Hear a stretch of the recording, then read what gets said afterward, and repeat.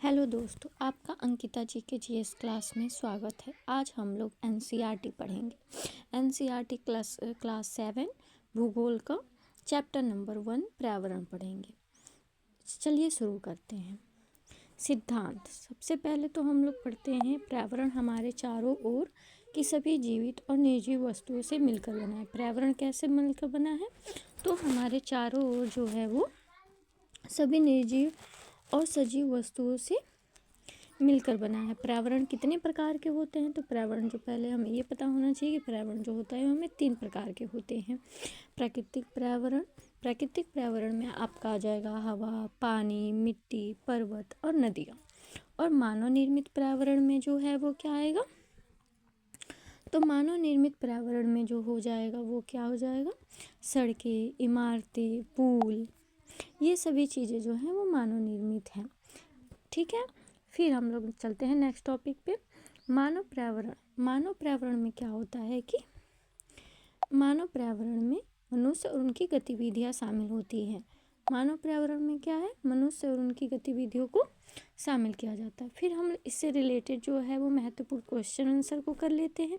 पर्यावरण क्या है? तो पर्यावरण हमने अभी देखा कि हमारे आसपास की सभी जीवित और निर्जीव वस्तु मिलकर पर्यावरण बनाती हैं। ठीक है। यहाँ तक आप उम्मीद करती हूँ कि आप सभी को समझ में आ रहा होगा। फिर हम चलते हैं कि स्थलमंडल किसे कहते हैं। स्थलमंडल जो है वो लिथोस्फीयर को कहते हैं। ठीक है। लिथोस्फीयर स्थलमंडल, इंग्लिश में जो है स्थलमंडल को लिथोस्फीयर कहते हैं। लिथोस्फीयर क्या होता है यानी स्थलमंडल क्या होता है? तो पृथ्वी की जो है वो ठोस बाहरी परत को जो है स्थलमंडल कहते हैं। ठीक है। अब आते हैं दूसरे क्वेश्चन पे। जलमंडल। हाइड्रोस्फीयर क्या है? तो हाइड्रोस्फीयर जो होता है वो पृथ्वी पर उपस्थित सभी जल स्रोतों को जलमंडल कहते हैं।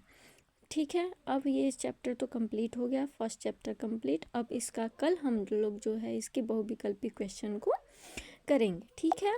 फिर नेक्स्ट टॉपिक पे आते हैं, नेक्स्ट चैप्टर पाते हैं। अध्याय 2।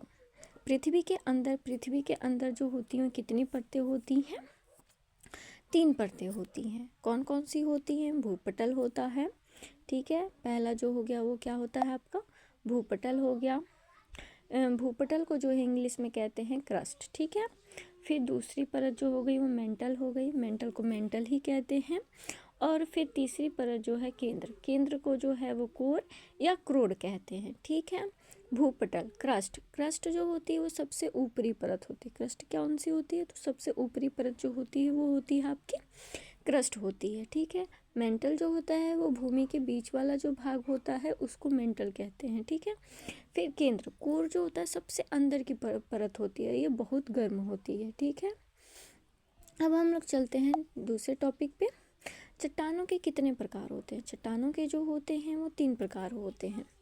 कितने प्रकार होते हैं? तो 3 प्रकार होते हैं। आग्नेय चट्टान, मौसादी चट्टान और कैंतित चट्टान। ठीक है। अब इससे रिलेटेड हम क्वेश्चन कर लेते हैं। आग्नेय चट्टान कैसे बनती है? तो आग्नेय चट्टान जो है वो कैसे बनती है? तो आग्नेय चट्टान जो है पिघले हुए लावा या मैग्मा के ठंडा होने से आग्नेय चट्टान बनता है। ठीक है। पिघले हुए लावा और मैग्मा के ठंडा होने से आग्नेय चट्टानें बनती हैं। शैल चक्र, रॉक साइकिल क्या होता है? तो चट्टानों का एक प्रकार से दूसरे प्रकार में बदलना शैल चक्र कहलाता है। चट्टानों के एक प्रकार से दूसरे प्रकार में बदलना शैल चक्र कहलाता है।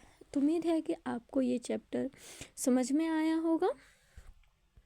ठीक है। और अगर आपको मेरा चैनल अच्छा लगे तो इसे लाइक, शेयर, सब्सक्राइब जरूर करें।